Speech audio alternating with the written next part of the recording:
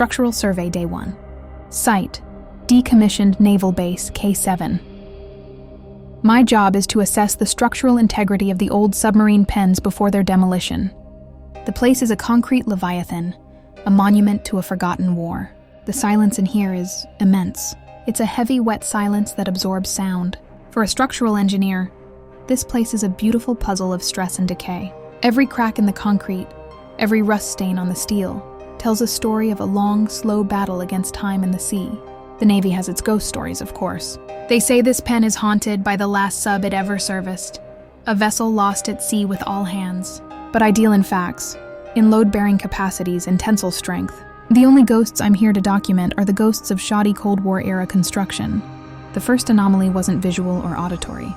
It was olfactory. I had set up a small, clean, temporary office in a sealed control room overlooking the main pen. I was reviewing the blueprints when I smelled it.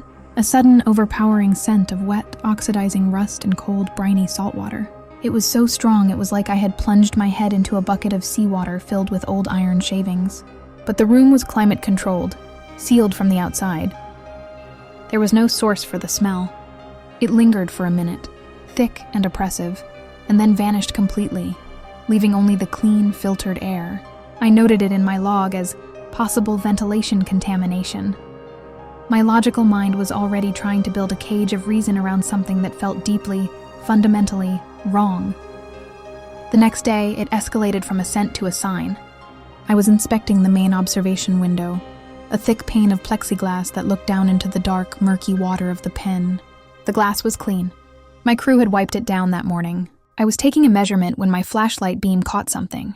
On the inside of the sealed control room, on the clean glass, was a handprint. It wasn't made of dirt or grease. It was a perfect rust-orange handprint, the exact color and texture of heavily corroded steel. It was as if a man made of pure, wet rust had pressed his hand to the glass from inside the room. I touched the spot where it was. The glass was clean. There was no residue. I watched, my blood turning to ice, as the handprint slowly, impossibly faded away into nothing over the next minute. The ghost of this place wasn't just leaving a scent, it was leaving its mark. I called the old Navy liaison for the project, a retired Master Chief named O'Connell. I asked him about the ghost stories. He was silent for a long time. "It's not a story, son," he finally said, his voice low and gravelly. "It's a tomb." He told me about the USS Triton, a prototype nuclear submarine that used this pen as its home port in the 60s. It went out on a deep dive training exercise and never came back. Vanished. No wreckage, no oil slick, no final transmission. 129 men gone in an instant. The official story is she suffered a catastrophic hull breach at crush depth, O'Connell said. But the men who worked here, they say the Triton never truly left. They say on quiet nights you can still hear the crew trying to report the damage. He warned me to be careful. "That place has a pressure all its own," he said, and then he hung up. The haunting became a full sensory experience. I would be in the quiet of my office, and the building around me would come alive with impossible sounds. Not creaks and groans of a settling building. These were the sounds of a machine in its death throes, the high-pitched shriek of stressed metal, the deep, groaning boom of a buckling bulkhead, the frantic, muffled shouts of men, and the pressure. My ears would pop. The air in the sealed room would become thick and heavy, a physical weight pressing down on me, making it hard to breathe. I was a structural engineer. I knew the sounds a building makes. These were not the sounds of a building. They were the sounds of a submarine, being crushed by 1,000 tons of water, a metallic scream echoing through the concrete bones of the pen. I finally saw them on the third night. I was on a high gantry, taking ultrasonic readings of a support beam. I heard a frantic clanging sound below. I looked down. On the main floor, near the edge of the water, they appeared. A dozen spectral figures of sailors, the sunken crew, shimmering into existence. They weren't looking at me. They were working. They were a frantic, silent team, running with spectral wrenches, pointing at invisible leaks, desperately trying to seal a breach that had happened half a century ago. One of them, a tall, gaunt officer, was pointing frantically at a specific spot at the base of a massive concrete pier that plunged into the dark water. They were reenacting their final desperate moments, a silent, ghostly ballet of a disaster. And their performance was a warning. I watched them for an hour. Their movements were a perfect repeating loop. The officer would point at the pier. A team would rush over. They would work frantically. And then they would flicker and reset. I pulled out my own blueprints, my mind racing. The spot the ghost was pointing to.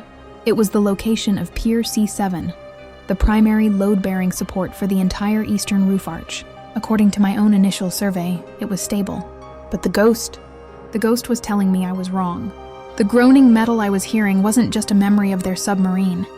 It was the sound of the real, physical rebar inside that pier, groaning under a stress it could no longer handle. The ghosts weren't just replaying their death.